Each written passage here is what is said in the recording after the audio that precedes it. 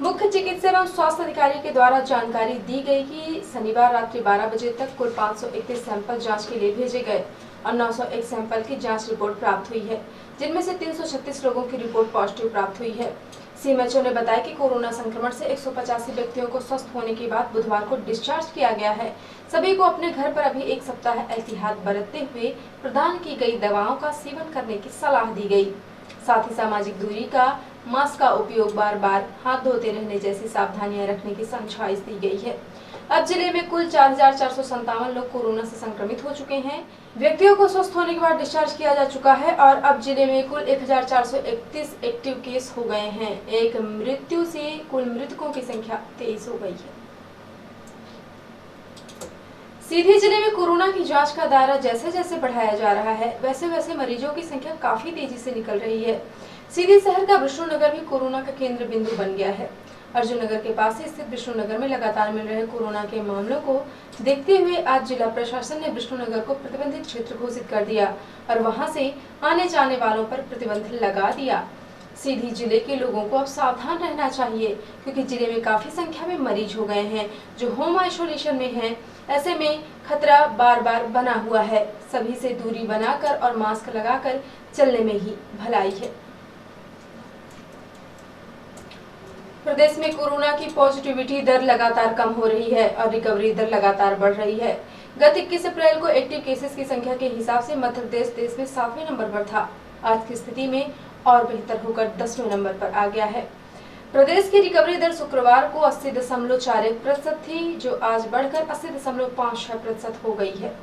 प्रदेश का positivity rate लगातार घट रहा है। प्रदेश में 22 अप्रैल को पॉजिटिविटी रेट 24.29%, 23 अप्रैल को 23.76% और 24 अप्रैल को पॉजिटिविटी रेट 23.11% रहा। मुख्यमंत्री श्री चौहान ने कहा कि प्रतिदिन स्वास्थ्य और संक्रमण मुक्त होने वालों की संख्या में तेजी से वृद्धि हो रही है। 19 अप्रैल को 6,836, 20 अप्रैल को 8,936, 21 अप्रैल को 9,035, 22 अप्रैल को 9,620, 23 अप्रैल को 10,833 और 24 अप्रैल को 11,091 मरीज स्वस्थ होकर अपने घर पहुंचे हैं। प्रदेश के अस्पतालों में बेड्स की संख्या निरंतर बढ़ाई जा रही है और ऑक्सीजन की आपूर्ति के लिए भी हर स्तर पर प्रयास किए जा रहे हैं। उन्होंने बताया कि प्रदेश में समन्वित प्रयासों के परिणाम स्वरूप यह राहत की बात है कि पिछले 24 घंटे में 23 जिलों में जितने कोरोना के नए केस आए हैं, उनमें से कहीं ज्यादा मरीज इन जिलों में रिकवर भी हुए हैं। होम आइसोलेशन में प्रदेश में 24,100 से अधिक रोगी वर्तमान में होम आइसोलेशन में हैं। इनमें से 97% मरीजों से दूरभाष पर कम से कम एक बार संपर्क किया गया है। शहरी और ग्रामीण क्षेत्रों में होम आइसोलेशन में रहने वाले 100% मरीजों को मेडिकल किट और हेल्थ ब्रोशर की होम डिलीवरी की जा रही है। प्रदेश के 52 जिलों में 153 कोविड केयर सेंटर प्रारंभ किए जा चुके हैं, जिनमें मंद लक्षणों वाले रोगियों को रखा जा रहा है। इनमें वर्तमान में कुल 9,535 आइसोलेशन बेड्स और 523 ऑक्सीजन बेड्स स्थापित किए गए हैं। इसी प्रकार प्रदेश के ग्रामीण क्षेत्रों में अब तक कुल 20,100 से अधिक संस्थागत क्वारंटाइन सेंटर बनाए जा चुके हैं, जिनमें से लगभग 2,38,000 से अधिक बेड स्थापित किए गए हैं। शहरी और ग्रामीण क्षेत्रों में स्थापित सभी कोविड केयर सेंटर संस्थागत क्वारंटाइन सेंटर में रहने वाले 100% मरीजों को मेडिकल किट और हेल्थ ब्रोशर प्रदान किए जा रहे हैं। अस्पताल और बिस्तर 1 अप्रैल को प्रदेश में उपलब्ध बेड्स की कुल संख्या 20,159 थी, जो आज बढ़कर 49,508 हो गई है। पिछले 23 दिनों में कुल 29,000 से अधिक बेड्स बढ़ाए गए हैं। यह सिलसिला निरंतर जारी रहेगा। 25 अप्रैल को मुख्यमंत्री श्री शिवराज सिंह चौहान ने कहा है कि कोविड संक्रमण के प्रबंधन में ऑक्सीजन आपूर्ति सुनिश्चित करना राज्य शासन की सर्वोच्च प्राथमिकता है। आज 11,000 से अधिक व्यक्ति कोरोना की जंग जीतकर स्वस्थ हुए हैं। प्रदेश में जनता कर्फ्यू का सकारात्मक असर दिखाई दे रहा है। पॉजिटिविटी रेट स्थिर हुआ है। जिला स्तर पर अब अधिक संक्रमण वाले क्षेत्र को चिन्हित करने की आवश्यकता है।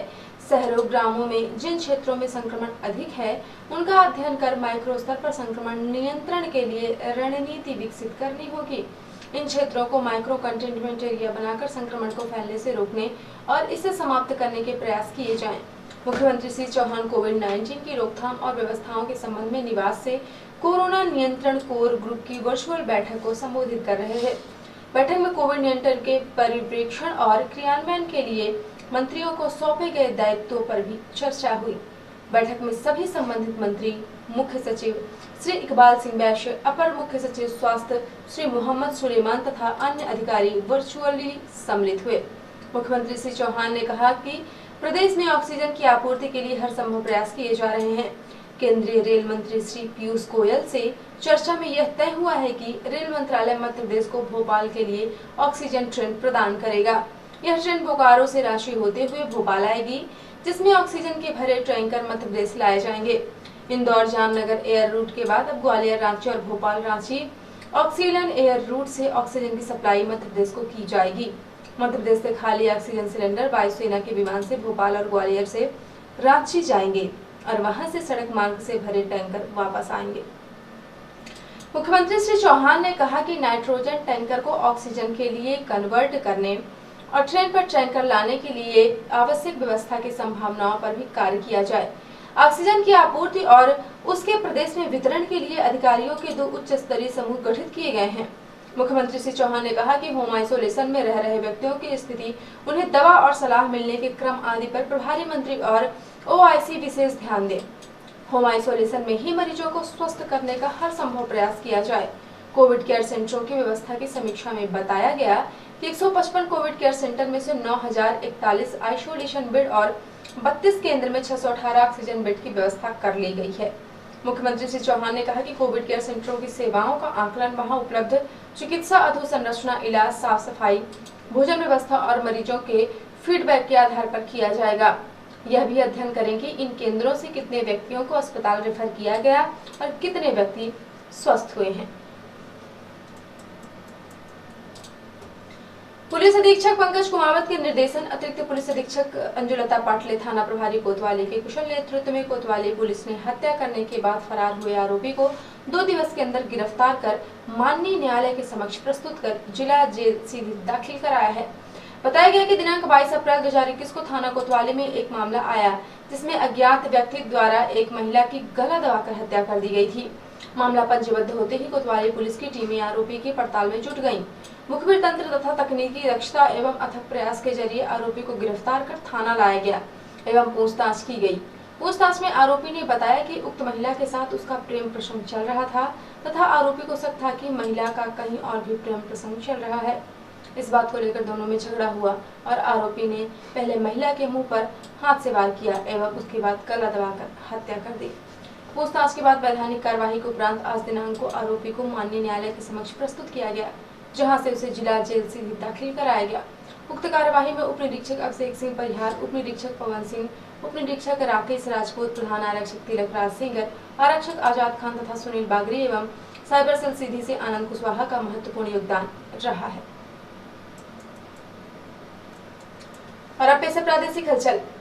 7 शहरों में बढ़ाया लॉकडाउन। भोपाल, छिंदवाड़ा, जबलपुर, सागर, गुना, खरगोन और रतलाम में 3 मई की सुबह 6 बजे तक लॉकडाउन रहेगा।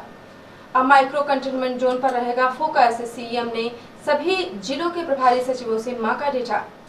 इंदौर में कंपनी कमांडर की पत्नी की हत्या का मामला, देवर ने गला घोटकर की थी भाभी की हत्या। और रेमडेसिविर इंजेक्शन की कमी पर सवाल सुनते ही उठकर चल दिए मंत्री तुलसी सिलावट और भाजपा नगर अध्यक्ष।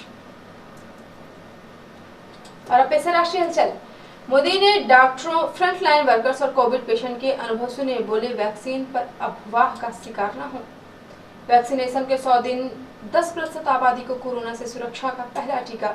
देश में अब तक 13.84 करोड़ डोज लग चुकी। छत्तीसगढ़ में कोरोना बेकाबू, 3 दिन में दूसरी बार 16,000 से ज्यादा मरीज मिले। केजरीवाल ने लॉकडाउन 1 हफ्ते और बढ़ाया, कहा संक्रमण के खिलाफ ये आखिरी हथियार। तो ये थी आज की प्रमुख हलचल। यदि आप न्यूज फेसबुक पर देखते हैं तो पेज को लाइक और फॉलो करें। यूट्यूब पर देखते हैं तो चैनल को लाइक और सब्सक्राइब करना बिल्कुल ना भूलें। आप किसी भी न्यूज को तत्काल पढ़ने के लिए लॉग इन करें www.ntvindianews.com। सीधी एवं बिंदी की प्रत्येक न्यूज का अपडेट अपने फोन पे पाना चाहते हैं तो आप प्ले स्टोर से हमारा app NTV India news download करें और जुड़े रहें अपने आसपास की समस्त गतिविधियों से NTV इंडिया न्यूज के साथ। नमस्कार।